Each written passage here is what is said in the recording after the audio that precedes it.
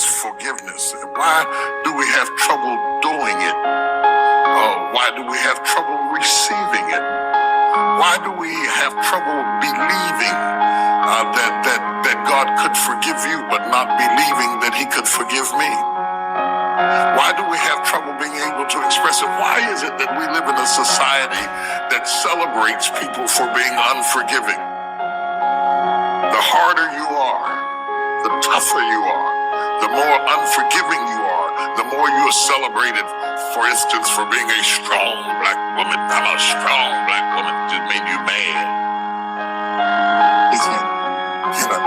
And we celebrate that. Don't take nothing, girl. Girl, that's right. Don't take nothing. We celebrate people for their anger.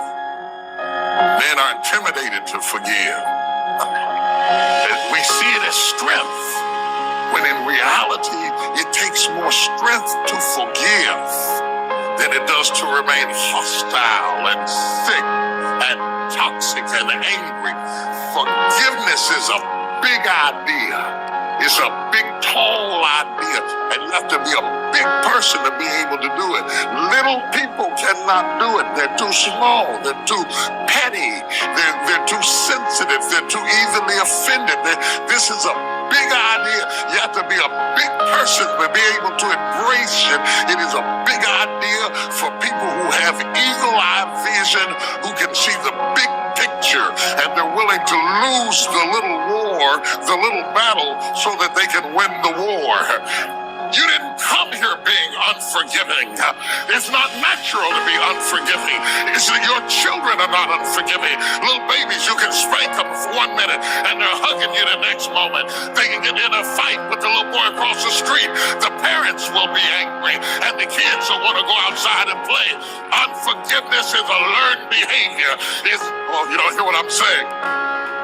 You're trying to defend yourself. You're trying to protect yourself. You're trying to insulate yourself. But you must understand, unforgiveness does not hurt your enemy. It hurts you. For you to be unforgiving is like you drinking poison and waiting on him to die. If you don't learn how to forgive, you cannot live. You cannot thrive. You cannot move forward. And you will always suffer. You will always suffer in the chicken coop of your memories if you do not find the grace to let it go. Jesus told his disciples, offenses will come. That's a promise. Offenses will come. If you avoid offenses, you avoid life. Offenses will come. They will come over and over and over and over and over again. They will come. I don't know whether the mail is going to come, but offenses will come. The longer you live, the more things are going to offend you. It is impossible to hide from it. You cannot dodge it. Everywhere you go, you will run into offenses. You must understand that your ability to handle offense will determine your direction for the next 20, 30 years of your life. Write this down. God will promote you to the level of your tolerance of pain. God will promote you to the level of your tolerance of pain. At the point that you can't handle pain, you lose the promotion.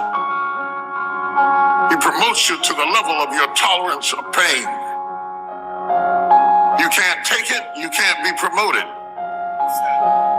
You can't handle it, you're too sensitive, you can't have it.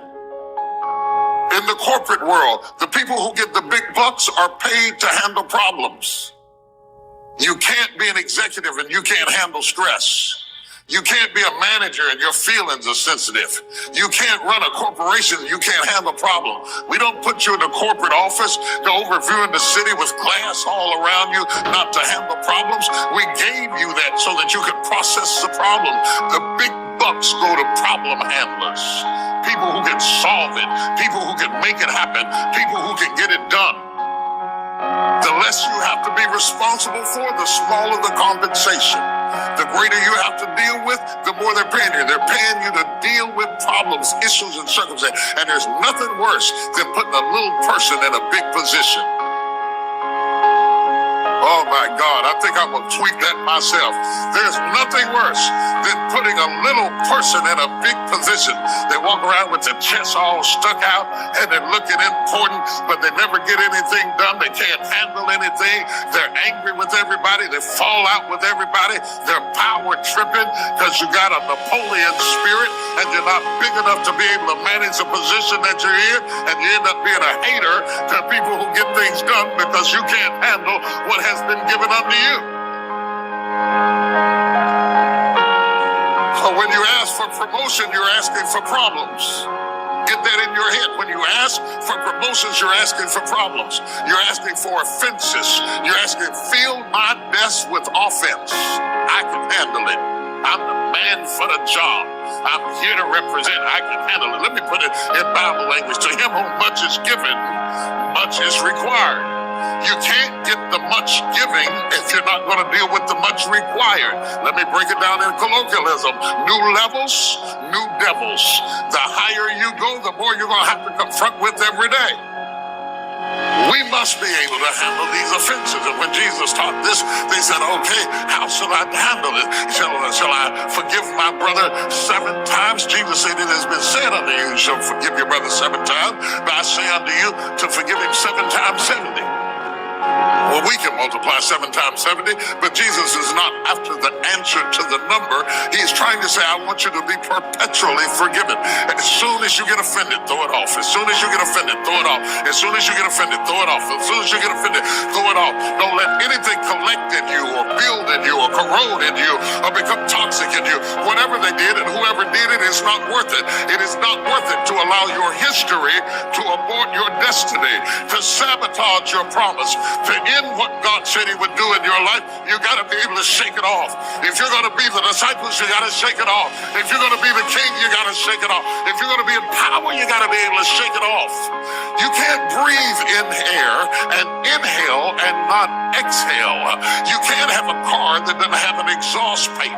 You can't eat food and not eliminate. Whatever you do, you got to be able to take in and let out, and take in and let out, take in and let out. And if you stop breathing, if you stop taking it in and letting it out, you stop breathing and you die. If you clog up the exhaust pipe, the engine will eventually explode. If you're not able to eliminate, your body is going to pop. The problem is you have a system for elimination in every area except your heart.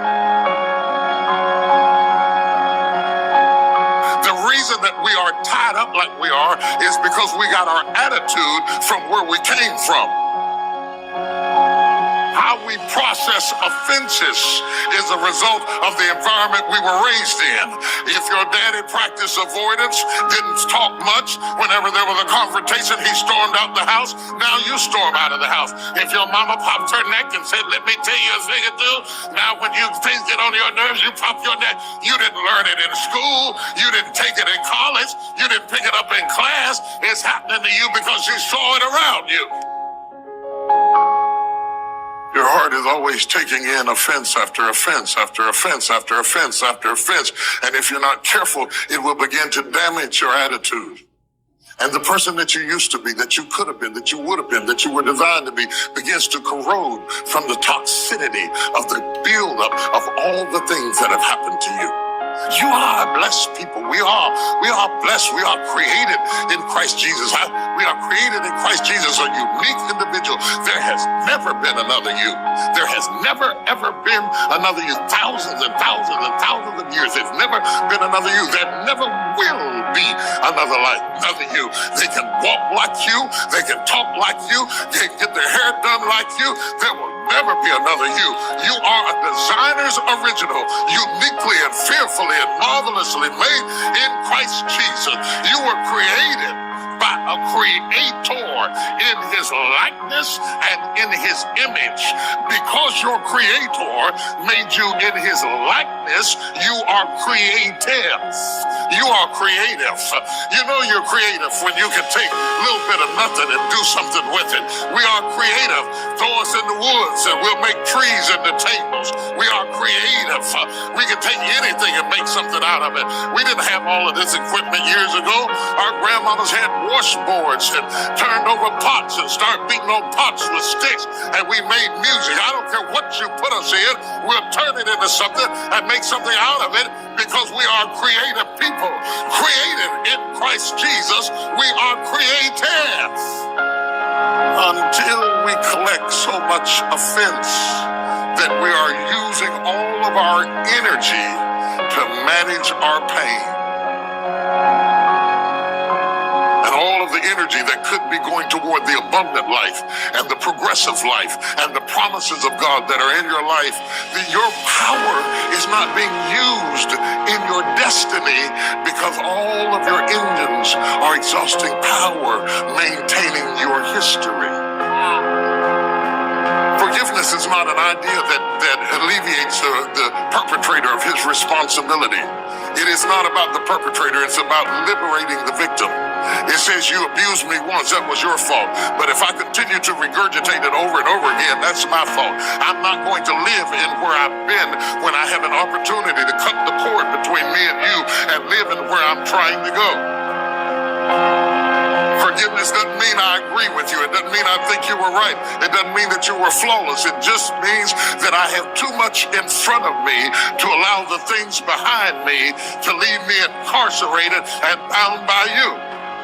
And I am not going to wait for you to forgive. I'm not going to wait for you to ask for forgiveness. You may not ask for forgiveness. I can't give you that much power that I put my life on hold waiting on you to come to yourself. I'm not going to wait on it. I'm not going to wait on you to pay me back. You may not ever pay me back the money. I'm not going to lose the peace over the money. I can get some more money if I got some peace. So I'm not going to give you that much power. Besides, some of the people we need to forgive are dead. If you're waiting on them to say, I'm sorry, they'll never be able to do it. But if nobody else cuts you loose, you got to be able to cut yourself loose and say, I'm not going to die right here. I am going to let it go. Go. Let it go. You're too big to think that small. You're too high to be that low. You're too great to be that little. You're too powerful to be that petty. You can't do like your mama did. You can't do like your grandmama did. You got to let it go. Your attitude is going to have everything in the world to do with your altitude. So if I was the devil and I was really trying to stop your progress, terminate your future, I can't stop God from blessing you, but I can get you out of alignment where you don't have the blessed attitude to be able to receive what he has for you. And all of a sudden, you're operating at 50% of the woman you could have been. 30% of the man you would have been had you not been through what you've been through. When you carry it, the toxicity of it poison your soul like cancer. So Jesus says the art of survival necessitates, no matter what I throw on you, no matter what life throws on you, get out of it what you can, exhale what you can, and keep it moving. Thank you, T.D. Jakes, for taking us on this motivational journey about the transformative power of forgiveness. Learning to forgive is a profound and courageous act.